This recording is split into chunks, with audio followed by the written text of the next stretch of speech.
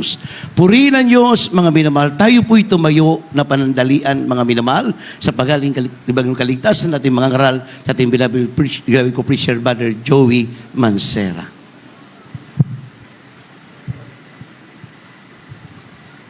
Amen. Praise the Lord. God bless you, my beloved co-preacher, beloved Brother Richard Palmones. Tayo pong lahat ay magkaisang dumalangin. Mapagpala naming Ama Diyos na makapangyarihan sa lahat, sa matamis na pangalan mo, pinakamamahal na Panginoong Hesus, sa pangunang dalangin ng aming minamahal at kagalang-galang na Pastor, Evangelist Wildy Estrada Almeda, your end-time prophet. Narito po kami buong puso, nagpapasalamat sa tagumpay ng iyong banal na gawain. Maraming salamat sa iyong banal na Espiritu. Bago po sa pakikinig ng iyong banal na salita, kami po'y taus-pusong nagpapakumbaba, humingi ng kapatawaran sa lahat ng aming mga kasalanan. Langisan mo ang iyong banal na salita at pagpalain mo po kaming lahat. Ito ang aming samot panalangin sa makapangyarihang pangalan ng pinakamamahal na Panginoong Hesus at aming sinasaway. Pinapalayas ang lahat ng masamang espiritu ng hadlang, demons of hindrances, doubts, and unbeliefs. Cast out in the name of our dearest Jesus. Amen and amen. Praise the Lord. Ang pinakamataas na pagpupuri, pagpapasalamat, pagluwalhati, at pagsamba sa ating pinakamamahal na Panginoong Hesus. At nagpapaabot tayo ng dobling paggalang sa ating minamahal at ginagalang na Pastor, Evangelist Wildy Estrada Almeda, the end-time prophet of God. At patuloy na inaalala po natin, we always remember and cherish the precious memories and the blessed teachings of our dearly beloved and honorable Assistant Pastor, Lina C. Almeda. To the beloved children, children-in-law, grandchildren, to all the beloved family here and abroad, all over the world, hallelujah, isang mapagpalang hapon po. We love you so much. Amen. And to our beloved brethren, ating live webcast viewers, maging sa mga bisita na narito po, amen, praise the Lord. Welcome to the royal family of God. Amen, praise the Lord. Yamang tayo po ay tinawag sa buong mundo, kinikilala ang ating banal na gawain, ang bawat mananampalataya. This is the most faithful church in the whole world. Lahat magsabing, praise the Lord. Kaya nga mga minamahal, ang bawat isa sa atin, sinasabi po ng banal na kasulatan, the just shall live and walk by faith. Atin pong basahin mga minamahal ko, dito po sa Romans chapter 1 verse 17, magkasunod na pong basahin, 2 Corinthians chapter 5 verse 7. The book of Romans chapter 1 verse 17. For therein is the righteousness of God revealed from faith to faith, as it is written, the just shall live by faith. The second book of the Corinthians chapter 5 verse 7. For we walk by faith, not by sight.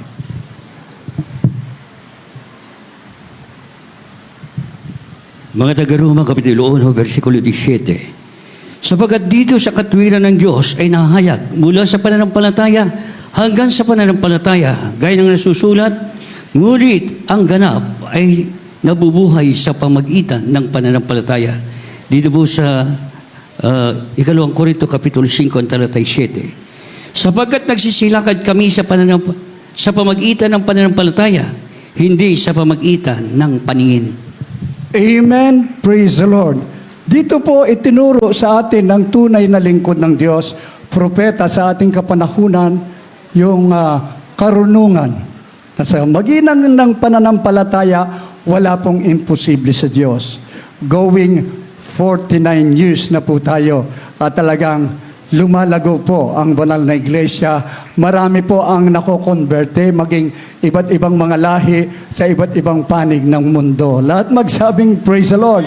Sapagkat dito ang katwiran ng Diyos ay nahayag mula sa pananampalataya hanggang sa pananampalataya, gaya ng nasusulat, ngunit ang ganap ay nabubuhay sa magitan ng pananampalataya, sapagkat nagsisilakad kami sa magitan ng pananampalataya, hindi sa magitan ng paningin. Amen?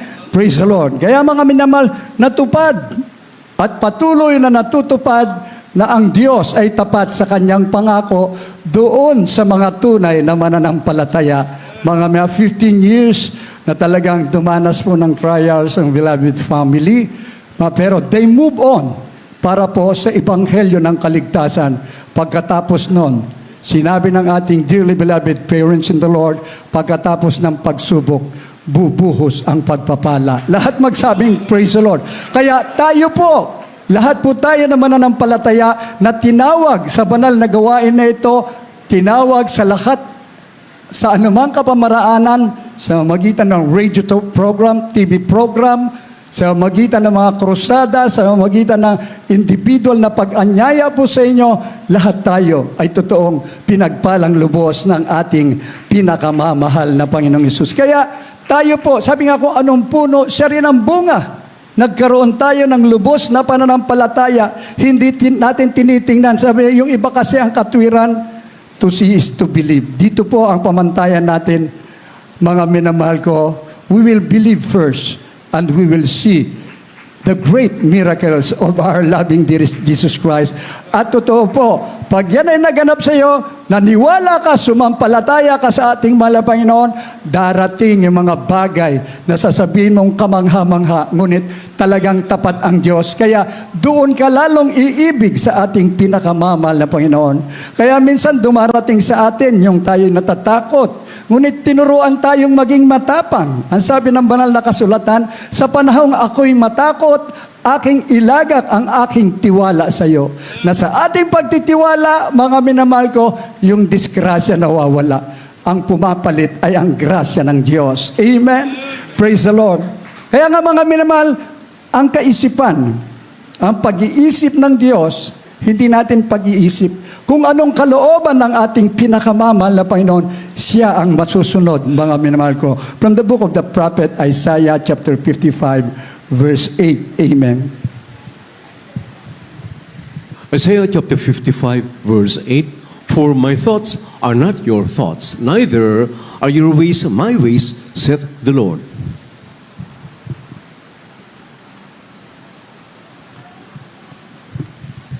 Isaiah Kapitulo 55, versikulo 8. Sapagkat ang aking mga pag-iisip ay hindi ninyo mga pag-iisip, o ang inyong mga lakad ay aking mga lakad, sabi ng Panginoon. Amen. Praise the Lord. Ang lahat ng mga bagay ay kalooban ng Diyos.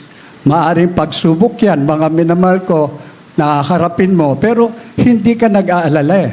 Dahil ang Diyos, talaga pang ang nais niya, tayo ay pagpalain, dumating man sa atin ang mga bagay na kung saan tila hirap na tayo, God is always there. Sapagkat ang aking pag-iisip ay hindi ninyo pag-iisip, o ang inyong mga lakad ay aking lakad, sabi ng Panginoon. Sinasabi po sa Kawikaan 19:21, aking basahin, may maraming katha sa puso ng tao, ngunit ang payo ng Panginoon ay siyang tatayo. Mga minamahal, during na talagang aakyat ang ating dearly beloved pastor doon sa Talipaw, Sulu, upang ipangaral ang makapangyarihang ebanghelyo ng kaligtasan, mga upang ipanalangin ang mga foreigners sa Diyos, upang palayain sila, maging mga abusayap na matitigas sa mga puso, pumapatay sila, makita nila ang kapangyarihan ng Diyos. May mga nag-question ng mga iba't ibang sekta at denominasyon. Minsan yung mga kapatiran para nag-alinlangan natakot sa pag-uusig, mga minamahal ko. Yun po'y katha ng puso ng tao, ngunit ang payo ng Panginoon ay siyang tatayo. Matagumpay ang Talipaw Sulu Peace Mission, mga minamahal ko, na kung saan napatunayan sa buong mundo na siya ang dakilang manggagamot. Na walang armas na magtatagumpay sa bawat isa kung ikaw, ang katwiran ng Diyos ay sumasayo. At doon sa mga taong masasama, mga minamahal ko, totoo, pinagpala sila dahil ang ebanghelyo ng kaligtasan, hindi lamang para doon sa mga matuwid. Ngunit ang sabi ng ating mahal na Panginoon, ito'y para sa mga kasalanan upang sila'y makakilala rin at maunawaan nila na ang Diyos ay totoong makapangyarihan sa lahat. Lahat magsabing, praise the Lord. Kaya nga mga imal, huwag tayong mag-alinlangan. Yung plano ng Diyos, hindi natin plano. Minsan, Pinaghimalaan ka ng Diyos. Dumating naman sa pagsubok, don't ever question. Kaya dito ang iyong panalangin, ang sabi ng auntie, dearly beloved parents of the Lord, maybe no, ayaw. Sabi ng malapin, wag anak. Maybe yes, dahil kalooban niya po. Ang pangatlo, wait, mag-antay ka at magtiis ka dahil ang Diyos ang may programa ng lahat. Lahat magsabing, praise the Lord. Naalala ko tuloy isang patuto na ating mga kapatid. Isa po siyang lumpo na sa rito sa dako po ng Amoranto Stadium. Nung mabautismuhan siya, karakadaka, sa tagal na pagkalumpo niya, pinatayo siya ng ating mahal na Panginoon. Lahat magsabing, praise the Lord. Dumadalo siya ng dumadalo, kaya lang isang araw, mga minamahal ko, nakasakay siya sa LRT. Mga minamahal ko, nung tatayo na siya doon sa dako ng Pedro Hill Station, sa may dako ng NBI po yata yun, hindi na siya makatayo. Sabi niya, bakit nagkaganito? Nag-question siya. Hindi siya makakilos, mga minamahal ko. Nagsumamo siya sa ating mahal na Panginoon, bababa ako, lalagpas ako, di maglalakad ako, babalik. Mahal na Panginoon, tulungan mo naman ako. Makalipas ang 2 istasyon, sumabog po. Yung sumunod na tren, yun po'y nadamay, mga minamahal ko. At kung tatantiyahin niya yung bagon na kinalalagyan niya, doon sa pangalawang tren, doon dapat kasama siya sa namatay. Lahat magsabing, praise the Lord. Nung siya, narinig niya yun, ano yun, mahal na Panginoon, ano yun? Yung pala, binomba. Uso po yung mga terorista noon, bumobomba, doon sa harap ng NBI. Laking gulat niya, pagrinig niya ng pagsabog, sabay tayo niya, nakatayo na siya at nakababa siya sa dalawa pang istasyon. Mahal na Panginoon, di baling maglakad ako, pabalik. Hindi bali na, pero inibig mo talaga ako. Na ang kalooban mo ang siyang masusunod. Lahat magsabing, praise the Lord. Kaya minsan may mga nagaganap sa buhay natin eh. Don't ever question why. Just praise the Lord. Lahat ay kalooban ng ating pinakamamahal na Panginoong Hesus. Kaya nga mga minat, sinasabi po ng banal na kasulatan. Minsan, kung bakit yung nais natin na lubos sa sumampalataya, nag-aalinlangan. Ito po ang nagiging hadlang upang ikaw ay totoong pinagaling ka na sa iyong karamdaman, binago ang buhay mo. Pag nagkaroon ka ng sakit, kung may pera ka, doon ka sa ospital. No. Mga may pera o wala, sa Diyos mo ang lahat ng iyong karamdaman. Huwag mag-alinlangan, mga minamahal ko. Hindi natin nakikita ang gagawin ng malabay noon, pero paniwalaan natin. Huwag nating gayahin si Thomas, yung mapag-alinlangang apostol, mga minamahal ko. From the book of John chapter 20, verse 29, atin pong basahin. Gospel, John chapter 20, verse 29. Jesus said unto him, Thomas, because thou hast seen me, thou hast believed. Blessed are they that have not seen, and yet have believed.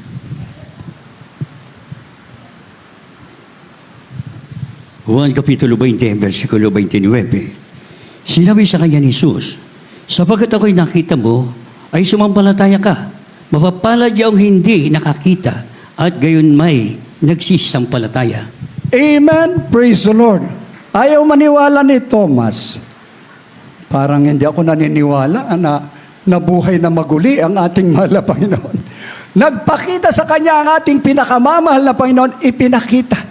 Yung 2 kamay niya, yung butas sa kanyang, nung siya'y ipinako sa krus ng Kalbaryo. Nabigla siya, Panginoon at Diyos ko, sabi niya. Doon siya naniwalang lubos. Kaya sabi ng ating mahal na Panginoon, mapapalad yaong hindi nangakakita at gayon may nagsisampalataya. Dito sa bansang Pilipinas, sa magitan po ng tao ng Diyos, sinampalatayanan ng ating dearly beloved pastor, alam niya na ang Diyos ay hindi nakikita, sambahin sa Espiritu at katotohanan. Sinampalatayanan ng ating mahal na pastor, mga minamahal ko, totoo po, sa magitan ng pag-aayunot, pananalangin, mga minamahal ko, ang sabi ng banal na kasulatan, mapapalad yaong hindi nangakita at gayon may nagsisampalataya. Lahat magsabing, praise the Lord. Signs and wonders shall follow them that believe. Dito sa ating banal na gawain, laksa-laksang mga himala. Lahat magsabing, praise the Lord. Kaya minsan pagka yung patotoo talagang grabing himala, parang baliwala na. Kailangan itodo natin ang ating palakpak sa ating pinakamamahal na Panginoong Hesus. Tingnan niyo po ang ating beloved sister. Magkaroon ka ng sakit sa scoliosis, mga minamahal ko. 1.5 year na ospital. Wala nang pag-asa, nakahiga na lang. Ngunit mga minamahal ko, sa pamagitan ng TV program, sa pamagitan ng pangangaral ng propeta ng Diyos, na sinasabi, kayo na may mga karamdaman, ang Diyos ang magpapagaling sa inyo. Karakadaka, naramdaman niya ang presensya ng Diyos. Sabi niya, dadalo ako sa gawain na ito. Hirap na hirap siya, bedridden siya, mga minamahal ko, ngunit salamat sa Diyos. Narinig niyo, 32 years na naglilingkod sa ating dakilang Diyos. Nagpapasalamat, pinagaling ng ating pinakamamahal na Panginoon. Kaya ibig sabihin, mga minamahal ko, ang Diyos ay totoong dakilang manggagamot. Kung ano man ang pangangailangan mo ngayon, kung anong uoperahan, kung anong gagawin ng mga doktor, mga minamahal ko, sa Diyos ay walang imposible. Lahat magsabing, praise the Lord. Kaya mapalad, mga minamahal, ang bawat isa na sumampalataya sa ating pinakamamahal na Panginoong Hesus dahil totoo po, ikaw ay lubos na sumasampalataya doon sa hindi mo nakita Pero ang ipapakita naman sa iyo ay ang mga dakilang himala mula sa ating pinakamamahal na Panginoong Hesus. Kaya nga mga minamahal, the just shall live and walk by faith.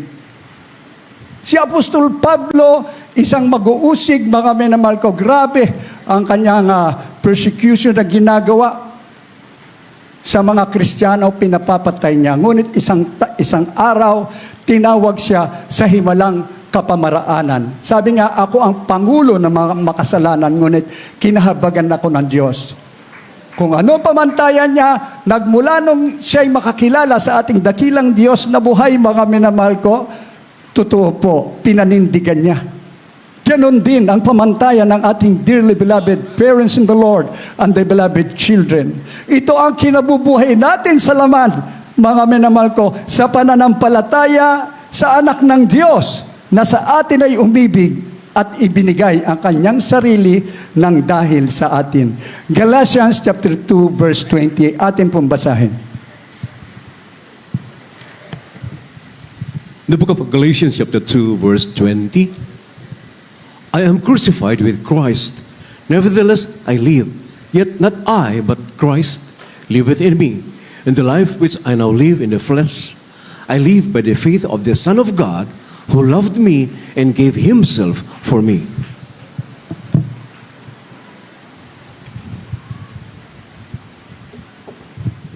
Mga taga-Galacia, Kapitulo 2, versikulo 20. Ako'y napako sa krus na kasama ni Kristo, at hindi na ako ang nabubuhay, kundi si Kristo ang nabubuhay sa akin. At ang buhay na ikinabubuhay ko ngayon sa laman ay kinabubuhay ko sa pananampalataya. Ang pananampalataya na ito sa anak ng Diyos na sa akin ay umibig at ibinigay ang kanyang sarili dahil sa akin. Yes, amen. For we were yet sinners, Christ died for us. Mga minamahal ko, ibinigay niya ang kanyang buhay. Kaya si Apostol Pablo, maging ang pamantayan ng ating dearly beloved pastor, mga minamahal, sabi, ako'y napako sa krus, nakasama ni Kristo. Hindi na ako ang nabubuhay, kundi si Kristo ang nabubuhay sa akin. At ang buhay na ikinabubuhay ko ngayon sa laman, ay ikabubuhay ko sa pananampalataya. Ang pananampalataya na ito'y sa anak ng Diyos na sa akin ay umibig at ibinigay ang kanyang sarili dahil sa akin. Ang ating dearly beloved pastor, ang ating dearly beloved Mama Dear, mga minal, kung tutusin, nasa mayaman silang angkan. Mga minamahal ko, totoo po ang kanilang business, lahat po, kikita sila ng malaking halaga. Ngunit dumating ang karamdaman ng ating dearly beloved pastor. Tinawag siya. Pinagaling ang insomnia. Nagbago ang buhay niya. Kaya sabi niya, magmula ngayon, mahal na Panginoon, hindi na ako ang nabubuhay, kundi ikaw sa aking buhay. Ang aking kinabubuhay ngayon sa laman ay kinabubuhay ko sa pananampalataya. At ang pananampalatayang ito ay sa anak ng Diyos na umibig at ibinigay sa ang kanyang sarili dahil sa akin. Mga minamahal, napakabuti ng Diyos. Binigyan tayo ng tunay na pastor na handang ibigay, ibuwi sa kanyang buhay. Mga minamahal ko, alang-alang sa ebanghelyo ng kaligtasan, para sa kaligtasan mo, para sa kaligtasan ng bawat isa, at mga maliligtas pa na ating mga mahal sa buhay. Napakabuti ng Diyos. Ito ang layunin kung bakit patuloy na nagkukrusada, patuloy na ipinapangaral ang ebanghelyo ng kaligtasan. Lalo na po sa panahon natin, ang dami pong nagbubukas na mga outreaches ngayon. Ibig sabihin, ang ating minamahal na mga kapatiran, nagpapagamit sila alang-alang sa isusulong ang ebanghelyong ito. Ikaw na tinawag dito, mga minamahal ko, may tungkulin tayo. Ito po ang kailangan sa bawat isa. Gamitin tayo sa huling panahon. Hindi na tayo nabubuhay sa laman. Nabubuhay tayo ayon sa pananampalataya. Ang Diyos ay sumasa atin. Habang sumasa atin ang ating mahal na Panginoon, gamitin tayo, mga minahal ko, upang mapagtagumpayan ang marami pang taong napapahamak ngayon. Sabi po ng mga scientists, sabi na po ng war experts, sabi ng mga dalubhasang talagang nanguhula rin, sinabi nila, this is the end time. Pwede na pong maganap ang World War III. Actually, nagaganap na doon sa mga bansa. Binabali lang wala. Ang Sweden na kung saan naghanda na rin. Ngayon po ay naghahanda sila. Ngunit tayo po, ang pinaghahandaan natin, hindi po yung mga kalamidad. Hindi po yung gyera. We're just waiting for that blessed hope. The coming of our Lord Jesus Christ. Meron pangako ang Diyos.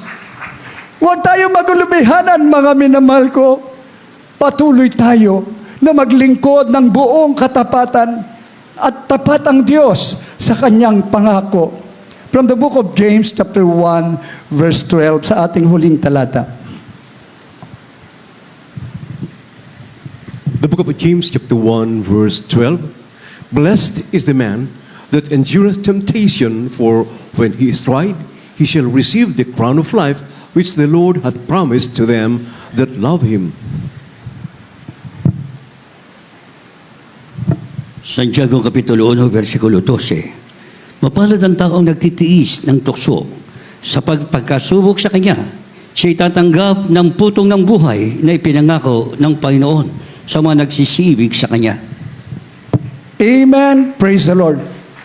Ang magtiis hanggang sa wakas, siya lamang ang maliligtas.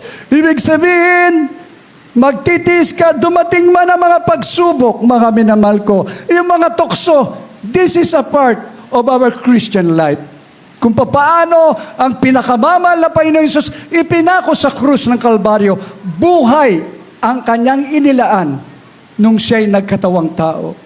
Kung paano sa panahon ngayon ang ating dearly beloved pastor, walang tigil na nananalangin, nag-aayuno sa bawat isa sa atin. Kamangha-mangha ang gawa ng Diyos. Pag narinig mo mga buhay na patotoo sa ibang bansa, mga minamahal, hindi nagbabago ang kapangyarihan ng Diyos. Na sa panalangin ng propeta ng Diyos, totoo po, mga minamahal ko, grabe ang mga himala na dumarating sa bawat tunay na Kristiyano. Lahat magsabing, praise the Lord.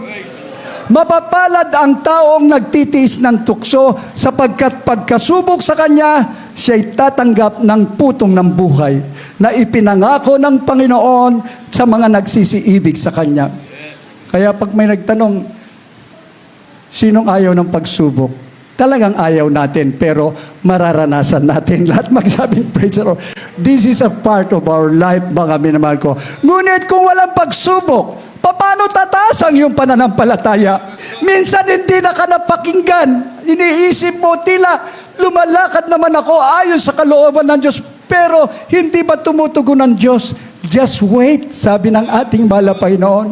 Tandaan niyo po yan, kahit sumobra ang pagsubok mo, ngunit sinisiguro natin, sobra naman kung magmahal ang ating pinakamamahal na Panginoon. Kaya yung pait na naranasan mo, yung sakit na naranasan mo sa pagsubok, ang sabi ng banal na kasulatan, mapalad ka. Ikaw taong nagtitiis sa pagsubok, pagkatapos niyan ay pagpapala, tatanggap ka ng putong ng buhay na ipinangako ng Diyos ng ating mahal na Panginoon sa mga nag-iibig sa Kanya.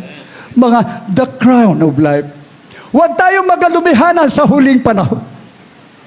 Sabi ng ating mahal na Panginoon, let not your heart be troubled. You believe in God, believe also in me. In my Father's house are so many mansions. If it were not so, I will go and prepare a place for you.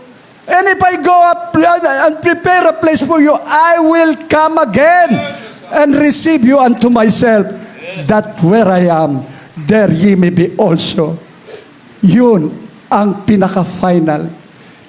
Yun po ang eternity sa piling ng ating dakilang Diyos. Sa mansyon na inihanda niya, huwag tayong magugulumihanan. Just look unto Jesus, the author and finisher of our faith, and remember ang laging sinasabi ng ating dearly beloved pastor, salvation is the greatest matter of importance. Palakpakan po natin ang ating mahal na Panginoon. I will always declare, ang ating beloved pastor, he's the end-time prophet of God. Believe in the Lord your God, you will be established. Believe in His prophet and you shall prosper. May isang senaryo po dito po sa pastoral. Pastoral worker, mag-asawa, nagpa-counsel sa akin. Natatakot po yung sister. Dahil sunod-sunod ang mga kinuha ng mahal na Panginoon. Pag kinuha ka ng mahal na Panginoon, mapalad ka. Dahil doon sa langit. Anong katatakutan mo? Propeta ang narito sa ating banal na gawain. Sabi niya, nahihilo po ako, bigla akong natatakot siya, mga minamahal ko. Yea, though I walk through the valley of shadow of death, I will fear no evil. Yan ang pamantayan natin.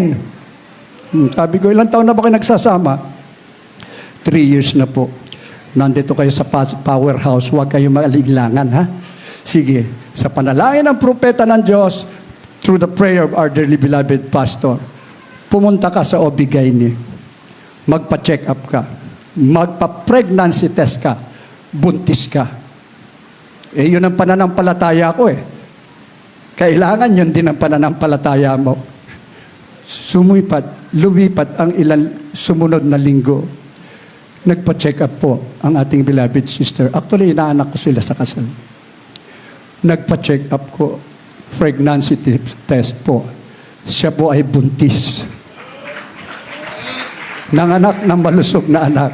Ngayon po andyan, 1-year-old na, kasama nagpupuri sa ating dakilang Diyos na buhay. Ang lugar na ito ay banal, mga minamahal ko. You don't have to worry. Sinasabi po ng banal na kasulatan, tayo po ang mga matuwid, the just. Ang sabi ng banal na kasulatan, sapagkat dito ang katwiran ng Diyos ay nahayag mula sa pananampalataya hanggang sa pananampalataya, gaya na nasusulat.